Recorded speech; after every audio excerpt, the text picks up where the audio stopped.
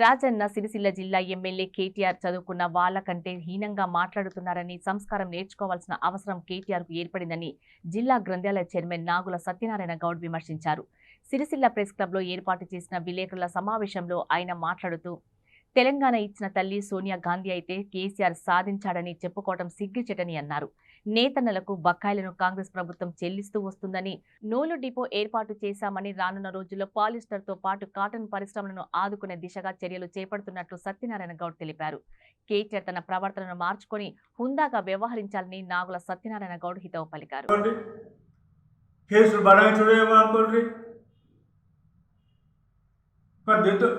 ఏమున్నా మన కార్యకర్తలు అణగదొక్కే కార్యక్రమం మీరు చేశారండి, మా ప్రభుత్వం కాదు. మళ్ళీ ఒక పని మీరు చేస్తున్నారు, అదే మీకు ఉంటుందేమో మీ దృష్టిలో, అది కూడా ఎదుటో వాళ్ళే ఎదుగుతున్నారు అని చెప్పి. అరే ఇప్పుడు ఇవ్వాలా యారని డిపో ఇస్తా అని చెప్పి అన్నారు మీరు. మీ హామీ అది 10 ఏళ్ల కాలం ఇచ్చారా? అయిందా? మొన్నటికి మొన్న మా ముఖ్యమంత్రి రేవంత్ రెడ్డి గారు ఇచ్చారు. డిపో వాళ్ళు ఇప్పుడు స్టార్ట్ అయింది. 10 ఏం చేశారండి? వాళ్ళకు రుణం బకాయి పెట్టిపోయారు మీరు. వాళ్ళ బకాయిలకు మేము దాదాపు 200 కోట్లు ఇచ్చాం. ఇంకా 70 కావాలంటే అది కూడా వచ్చే ప్రయత్నం చేస్తున్నాం. అండ్ సబ్సిడీ ఇస్తున్నాం. నాణ్యమైన గుట్ట తయారు చేయాలని చెప్పి ఈరోజు 1,8,000 మనకు చీరలు పంపిణీ చేస్తా ఉన్నాం.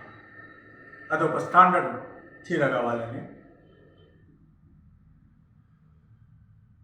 ఎవరికి ఇప్పుడు ఈ రైతులకు రుణమాఫీ 2 లక్షలు మీరు ఎంతవరకు చేశారు? మేము ఇప్పుడు మాకు అధికారుల లెక్కల ప్రకారం 18,000 లక్షలు మేము చేసామని చెప్తున్నాం. ఇంకా 12-11,000 అది కూడా డిసెంబర్లో పూర్తి చేస్తామని చెప్తున్నాం.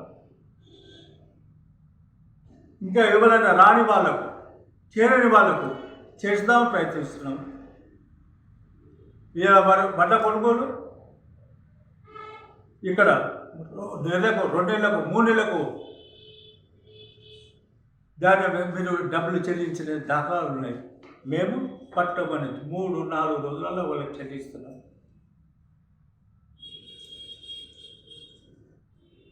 ఈ సిరిసిల్ల రైతులకు కానీ, పద్మశాలకు కానీ, ఈ ఊళ్ళో మనకు కావాల్సిన ఎలా సాధించుకుందాం, ఇంకా ఏం చేసుకోకుంటే ఇంకా అభివృద్ధికి పోదామని చెప్పి మేము ఆలోచించుకుంటూ పోతుంటే